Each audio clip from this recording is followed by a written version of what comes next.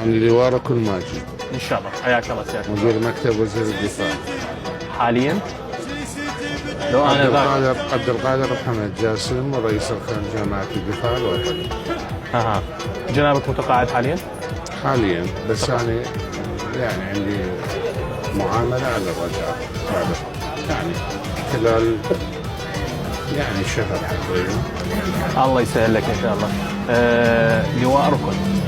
لواء ركن ماجد يعني عسكري دفاع. اي دفاع. اليوم نتحدث عن خطة عسكرية. انت شنو اسمك؟ أحمد. أحمد، يا أهلا وسهلا. حياك الله أستاذ. نتحدث اليوم عن خطط عسكرية، نتحدث اليوم عن فرق، نتحدث اليوم عن قوة عسكرية بأرقام مو قليلة، قواتنا الأمنية مو قليلة.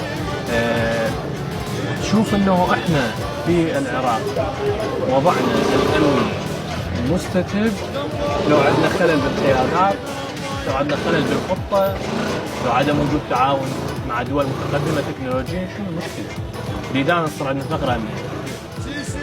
خلي على بالك شغلة، احنا في كلية الحرب من اخذت الدكتوراه، الدولة اللي يرفع بها اكثر معلم دولة ساقطة.